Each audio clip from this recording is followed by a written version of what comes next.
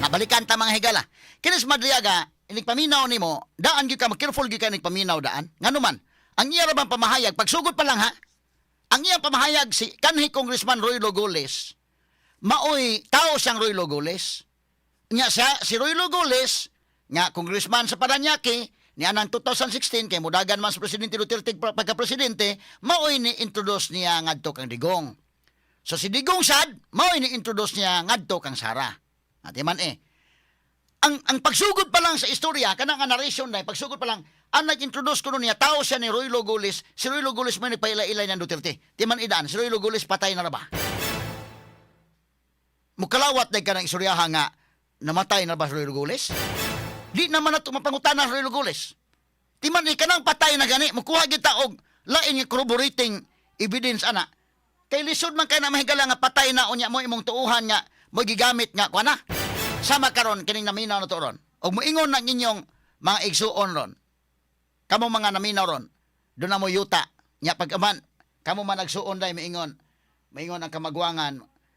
Kining mga igsuon, ang inyong bahin sa binahinay sa yuta, isip kamo mga, kuan man, sa mandatory nga sa balaod, isip kamo mga ears man gyud na ay inyo, pero kining dako-dako nga porsyon, ako ni, kaya ingon man si tatay sa una, si daddy ni ingon sa buhi pa nga, ako gyud ni.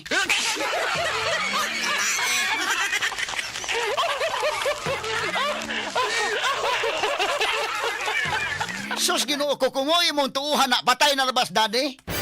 Ha? Imo gyud klaruhon sa ha, klaruhon ta sa niha og mabagi yung daddy.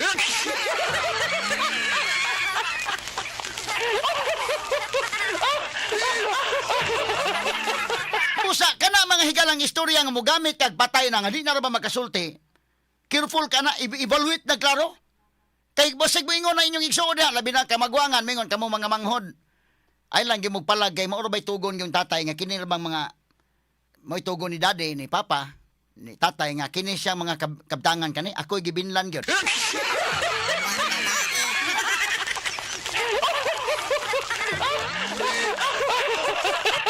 Mutuo ta nang kalakiha sus kakuyaw no. Di na ra ba pangutanan na to si tatay? Di na to pangutanan sa daddy kito ana amot asa na karang taliwan na sa kalibutan? Ha?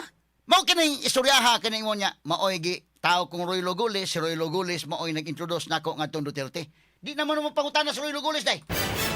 Wa naman si Roy Logoles ang kalibutan na. Busa kana pa lang dan pagsugod pa lang daan dako na kay nang questionable ng daan oy. Kinalang careful ka na. Sus pagsunod pa mga higala didto na. Kay ingon sa to paminawon ha kini be. Tanaw ko niya. Kaning iyang pamahayag mahigala. Sige names. Ato paminawon ko names. Kato bitaw ingon nga hinay si Sara sa academic. Now. Sige ko no names. Be. Kana. Sige, video Sara daw. was not particularly good in school, was often struggling with her academics and habitually rude and violent to other students. Hence, Attorney Ryan used his influence in San Sebastian College of Law to ensure that Sara received passing grades despite her poor academic performance. Okay, sige. Ha? Limang kana. Si Sara kuno mahigala dili maayo sa eskwelahan. Unya rude pa kuno sa eskwelahan. So ni gamit og padrino si Sara aron nga makakuha passing grade. Straight to the point. Kabihan ang aligasyon mahigala kinahanglan tumagon gyud na Sara day. Unya kini ba yan no? Makadaot po ni sa eskwelahan indekin. San Sebastian College ug ako'y San Sebastian mo issues kog statement dili mi nana diri sa San Sebastian ha masabot-sabot na dai mi diri. Gigamitan ko ng padrino. Tinuray lang kanabang og kamo inyong pamulitika namoy kasuko ni Sara si Sara po dai ay lamig apil-apil ang eskwelahan ha. Makadaot mo ni sa eskwelahan day. Makadaot ni sa eskwelahan. Ngano man sa may tan-aw mingon na hinuon ni nga oh. Pwede na day mapadrino day dito mapasara day ka ngana lang ka San Sebastian mo eskwela. Kay mo pasar man day ka diha napita kay masabot naman. Straight to the point. Unsa may quality education nga mahatag day anak mauhon gidaot pang eskwelahan. Kini kuan ha bahala mo sa inyong pamulitika ay mig apil-apila diri oy. Ay mig apil-apila ang academy oy. Kini bang San Sebastian College may tinuray lang maayo ba ni Daikin? Maayo ning San Sebastian College. In fact, dili pa unsa kining San Sebastian College Kauban ni mahigala San Jose Recoletos, University of San Jose Recoletos. Straight to the point. Ang nagdain ni mahigala mga pare nga Recoletos nga mga pare. Recoletos nga mga pare. In fact, dili pag-unsa diha ko mga higala San Sebastian College nag-review kanang 1-month review during bar exam.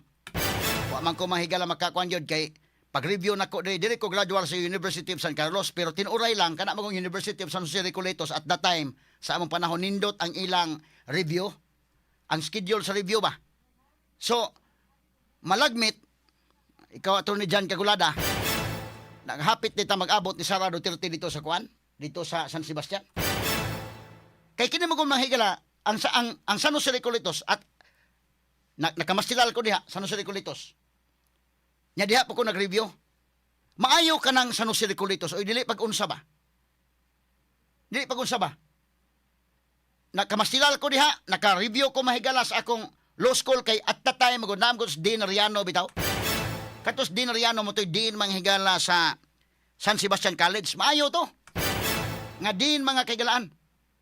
Unya, ang ilang pag-arrange sa ilang mga subjects at that time, nindot nga arrangement. Nami kaugalingong review sa Gihilda San Carlos. Pero ako mo enroll diha kay ang at the time ha, I don't know karon, wala na ko kakubasing maayo na pod. Kanang University of San Carlos Puriyabuyag, pagpabor-pabor kaya mo kong graduar maayo sa gina Puriyabuyag. Kanang San Jose Recoletos diha ko nag-review. Kini mga law school sa Cebu, pulos ni mga maayo, no? Prangka-prangka ba lang. Pero pag review na ang kanindot magod sa at the time, wa na ko kahibawas pagkakaroon ang kanindot at the time naman tos Dean Riano. Siya may nag-arrange ato mga subjects nga maplastada ba? Panalitan mo ang amo ug katag mo kayo sa University of San Carlos at the time ang review. Ang klase sa sa kuan gyud gikan sa first year to fourth year maayo gina sa San Carlos. Puriyabuyag dili pagpabor-pabor kay diha ko naggraduar. Okay gina. Pag abot sa review at that time katag ba? Katag ang subjects. Unya ako nangita mi ko pamaagi nga asa ko mo review na kay nagsigi ko review sige. Sige ko review, sige po kong trabaho sa DYHP. Kaya gitagaan na ko mahigalag 2 months nga leave lang. Pag-take na to bar exam. So, nangita kog sayon, di magkukadtog Manila, ang ubang mga kauban na mo classmates mo dito sa Ateneo, dito sa Manila, sa UP, dito sa San Beda. So, ang among gihimo, diri mi, daghan-daghan po mi mga taga Carolinian nga diri mi enroll sa kuanday, diri sa USJR nga review center nila. Yan, indot kayo kanang ilang kuan sa USJR, kanang ilang sa College of Law, anindot kayo day. Unya ang subject, panalitan mo Constitutional Law 1, karon nga Domingo, maoy subject. Inig sunod Domingo, isumpay ang Constitutional Law 2. Hindi kahuman, sunod na po Domingo, Criminal Law 1, sunod Domingo, Criminal Law 2. Ang among San Carlos, kisa-kisa lang available nga lecturer, Constitutional Law 1 karon pagkasunod Domingo, sus nag commercial law nalibog ni tagsamot. So man nga daghan-daghan may kaniadto nga diri may nipili nga arita diri sa kuan kay para ba mahapsay ba. Kana atong tirahon ng Constitutional Law 1 sunod Domingo Constitutional Law 2. So human na ta Constitution ari na putas Criminal Law. Nang step by step pa di ba kay sagol wala nay. Amo ko San Carlos sa una kung kinsa available nga lecturer gikan sa Manila. Mga justices magutos Manila tong panguhaon ba may mo lecture. Yakin sa available may palecturon. Katos Dean Riano sa San Sebastian College may ito nga diin day. Unya kontak man lagi niya San Jose Recoletos kay kauban naman siya may nag-arrange. Nindot ang pagka-arrange. Muna karon di nako kakuno unsa naka. But at that time sa panahon naka-decider may arita San Jose review. Mo kana nga ang quality education sa University of San Jose Recoletos okay kana. Gidumala kana as mga Recoletos, Agustinian Recolex. Nya imong ingnon ana nga nada si Sara dito day o kanang padrino mo ngilad. O kamo sa inyong politika ilang apila-pila ninyong eskwelahan makadaot mo eskwelahan. Straight to the Na atong point. balik-balikan mahigala ha. Balikon ako. Kana mahigalang wa na unta nila tandugan ng portion sa pagka-estudyante kay dili kana ground for impeachment. Sama kanatong tanan nga nanalbaho na karon dili pwedeng tanggalon ka sa imong trabaho kay niadto di ay pagka-college nimo o pagka-high school nimo nahagbong ka sa araling panlipunan. Nahagbong ka sa MAPE kana Music, Arts and PE. Labi na inon kagkalit ron Inday Maris. Day, wa man gid kay sa ron sa kon maayo ma performance pero sa una na matik na hibaw-an karon nga sa imo daing Pilipino, wa magkadimao imong pang-abay, panghalip, ag pandamay.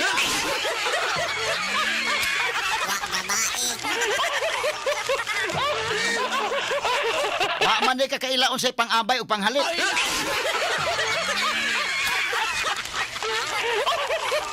Wala na nailabot in taon, oy. So di ka pwedeng tanggalon tungod sa unsa-unsa ka pagka-estudyante nimo. Mo ka na Sara, tanggalon nimo pagka-vice presidente tungod kay sa iyang pagka-estudyante hinay siya, i-appeal nimo na. Wala na nandiyan i-touch unta. Ay nala na. Labi na si Madriaga. Madriaga ba? Ikaw kasabot ka, nakatake kag bar exam. Nakakuha ka sa law school. Kay ba ka unsay struggle na to? First year pa lang daan. First year, second year, third year, fourth year. Kay ba ka unsay struggle mo na ako sa akong kabahin. Bisan pa wa makapasar og bar exam. Bisan pa og ni take lag bar. Ako dako ko og respeto ana. Kay dili lalim uy. Dili lalim. Samot na ni pasar na. Nya ikaw nga manaway, ikaw pang di pagunsa ba dili pagunsa ha? Nabawsan lang ka hinuon ron. Sa unta man nga pugos man sarag tubag. Ang wa magkapasar sa bar exam. Dili pagpanaway sa magkapasar kay balikon ako. Dako kog respetar. Pero nabawsan ka. Kay ikaw may nakaako kag panaway sa ni pasar pag yun. Pagka ngilngiga. Muna na duda ko dili na ni kang kuanday, duda ko ani dili na ni kang Madriaga. Akong duda ani napugos sa sagbasa ani kay na i-writer. Basahan na. Mao gani siguro hinungdan hilak ni. Di na mao niya gisusulti. Gipunan-punan man ninyo ni. Wa nay mahimo sa Madriaga kay basin og danay na pressure ba or baka wa na kay mahimo kay nakamalita na ka. Kay para nako medyo dili kay off kayo nga ikaw usa ka nakatake og bar exam, nakakuha ka sa law school, kasabot ka unsay law school, off kayo nga manaway ka sa imong isig ka kuanday nga ka nga hinay. Kana na ang off kay na para nako lang. Pwede siguro tong uban nga wa kasabot og unsay kuan. Kining bar exam gi-consider ni Mahigalas Pilipinas nga pinakalisod nga examination sa Cebu Pilipinas. So nagpasar ka ana, di sa siguro maingon nga hinay ka. Ikaduha bisag gani wa ka mo pasar, daghan kog mga nailhan nga wa mo pasar gani nga mga maayo. Dili lalim to nagyan, do na may mga factors sad nga wa makapasar. Ato man i-consider god labi na karon na ay wa makapasar kay dunay kalit na problema anang panahon na pag-take sa bar exam and disturb ang utok. Daghan ba kayo kon ba? Muna ang musaway ka gani anang medyo hinay ug pangutok na foul na para nako. Nga ila pag yung gi-appeal di karon ni bumirang. Kay balikon ko bisan pa gani tugutan ta granting for the sake of argument nga tinuod na hinay si Sara. Granting for the sake of argument. Pero dili sa ground for impeachment. Ang problema pa gyud ron kay pagtubag ni Sara di man tinuod gyud tanan. Asa man ka mangita na ako i-discuss ha. Number one mahigala gi-apil pag nila ang eskwelahan. Kana ra bang San Sebastian College mga kaigalan maayo na ang eskwelahan. Kining University of San Jose Recoletos maayo ning eskwelahan. Gidani mahigala gidumala ni sa mga Agustinian Recollects nga mga pari. Ug imo nang ipasangil karon nga duna di ay nakapasal di Sara diha nag eskwela. Unya padrino pwede di makapasal diha napita. Unsa man makadaot kini sa dungog sa eskwelahan. Ha? Ug ako mo San Sebastian kunanik college ani day, duda ko mo murag mo issue pa kaniko siya ayaw mig apil-apilan ninyo. Bahala na mo diha sa inyo pero ayaw mig apila in town diri ah. Makadaot pa mog institusyon. Straight to the point. Nya karon pagtubag pang Sara mahigala. Pilay usay tubag ni Sara man tong naman to statement si Sara no. Ato ipakita ta ko ng statement Sara. Ibalik ta ko no gamay dong. Balik ta gamay tong pagsulti ni Madriaga nya ato ipakita tong result ni Sara sa bar exam. Sige kana statement ni kono. Supalpal sila.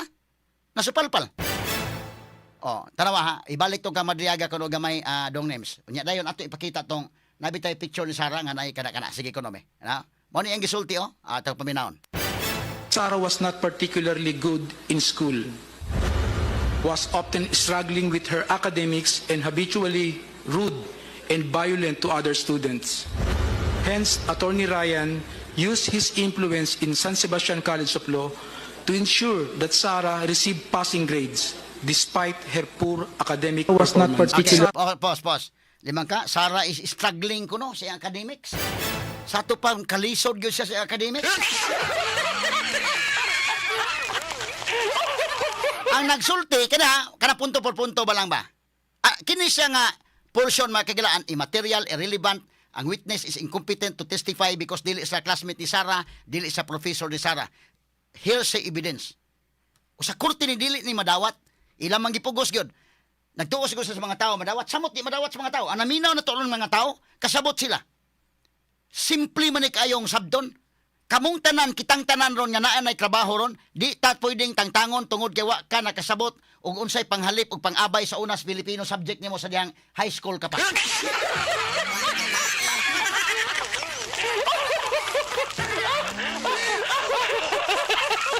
Laliman ka na mahigalag tanggalo ni mong vice presidente kay nag-struggle dahil sa academic niya sa una. I-appeal nila ng portion ba? Dili ni grounds mga sukiti paminaw, immaterial, irrelevant, objectionable kayo. Foul ba? Foul. Gi-appeal nila. Di na bumirang noon.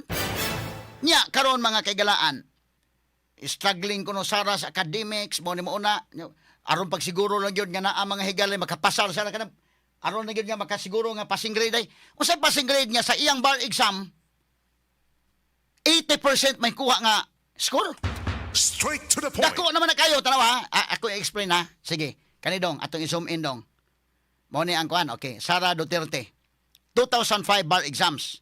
Pila may passing rate? 27.22% lang. Tibok nasod ha, 27.22% lang ang nakapasar.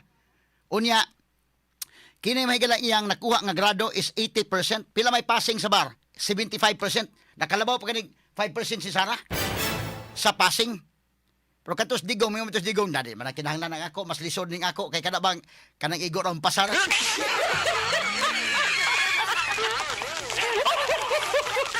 Imong ino na, karon mo lagi na kong ingon, dapat na tayo lang gitanaw day, bubumirang, tani, basig mo pakita ni transcript of record sa, naguno-uno ang grado ani. Ikaduha, basig mo pakita ni ba result nga dako ni grado, mauwaw ta. Wala na lang anticipate, yan, kiat lang ba? Giuna-una lagi ang kagara. Kanang bitag kabantay mong tao nga, magara-gara-gara niya man. Oh, giuna-una ba ang kaangas? Ilang tangi, careful ta sila nga, bida, karon na ba panahon na ba internet no, niya mo sabuag na ba dayon ning kuan? Tanaw, unsa man ning hitabuan makaigilan? Bar exam 2005. Pilay passing rate sa tibok nasod 27.22%. Kanang 27.22%, lisod-lisod na ginang bara. Wa may bara nga sayo na. Prangka-prangka lang po istorya tungod kay consider ko ning exam sa mga abogado, mga higala sa Pilipinas nga setting pinakalisod nga exam sa Pilipinas. Karon kanang 2005 bar exam, ang passing rate sa nationwide passing rate is 27.22%. Unsa may pasabot ana? Buti pasabot nga kung dunay 100 nga ni take og bar exam, ang ni pasar 27 ra. Mo na 27%. Mo na 27%. Unda apil ka ng 27 ra nga ni pasar, dakumbutang ka na. Dakumbutan ka na. Mo na nga ni anang panahon na mahigala anang nga year 2005. Ang ni take og bar exam ni ana mga kaigalaan. Ni anang mga panahon na mga sukitig paminaw 5,000 kabuok ang ni take. 5,607 examinees. Di man niya 5,607 examinees. Ang ni pasar 1,526 ra ang nakapasar. Sa to ba, 5,000 kapin ang ni-take o sa kalibo ray nakapasar kapin? Dili ka na malalim. Dili ka na malalim. Buti pasabot, ako pag yung i-simplify, 27%, buti pasabot kung dunay usa gatos kabuok nga ni pasar, usa ka gatos nga ni-take sa exam, 27 ray nakapasar. Kung ato pag yung pagamyan, panalitan karon, ikaw maestro ka karon, ang imong estudyante, kini mga estudyante dahil nga kuan, butanta lang diri sa mga private schools kada bitaw mga gitan-aw gid nila dahil nga ang mga estudyante ma-follow up gid nga sa mga 20 kabuk estudyante nga tos 30. Inana kay nga rigog ka mahigalas mga public schools ako nakatudlo mo kog mahigalag si Tio kadadtog si inyo bida. Usa ka klasihan mahigalam lapas sa 40 50 dai. Ya tulo ka klase to akong gitudloan forbid na daghanang estudyante. Medyo di malalim. Pero gusto ka kanabang ma-monitor gid mo. Kana mga 20 ka estudyante nga tos 30. Ibutan ta lang 30 ka estudyante. At least igo-igo pa gina nga makahatag og quality gyud nya pag follow up isip magtutudlo diha. Kung doon na kay 30 ka estudyante ni take og exam nimo, ang ni pasar mahigala mingon kag 27% lang ni pasar, pila may 27% sa 30? Usa ka classroom, imong estudyante usa ka classroom 30 ka buok. Pila may 27%? Naa sa mga 8 ka buok. Sa to pa kung 30 imong estudyante, pag take og exam ron, 8 ray nakapasar mo na 27%. Mingon kag sayon ka na eksama? Nga ang nahangahagbong mahigala sobra mas katunga. Lisod ka na. Lisod ka na nga exam. Mao mga kaigalaan nga kining 2005 bar examination nga naapil Sara Duterte mahigala lisod kining exam. Straight to the point. Tanan bar exam lisod kining mao exam di ni basta-basta sad. So mao kana nga makaingon ta mahigala porbida no. Maka-afford pag ka kanabang imong i-lockdown ang usa ka tawo nga kon dinhi bumirang na hinuon. Ni bumirang na hinuon ning kalakiharon. Unya kini ni ang maingon sila sa tanan gyud nga kwan wa naman kina bulabog na maingon sa tanan didto nga aspect kani gyud mo igi tubag ni Sara. Balikon ko ang uban manggod ang pinting gitubag na dayon og lain. Ang sa chiki may gilang magkadimaong pizza na napoy ni tubag lain. Kaya nga naman public official naman si ana. Na naman publiko ang mga matas publiko nagtan-aw naman kana na ang pinting kanang term limit term sharing na naman. Ba't ka na niya pagkasudyante, private person pa siya na dapat mo tubag yun siya. Kay wala inahibaw kung niya tubagon na personal na. Ikaduha, iya ka ng tubagon para masuta gyud nga dili sa inana pagkasudyante. To the rescue dahil ubanday mo, sa tanan ka na gitubag, ha?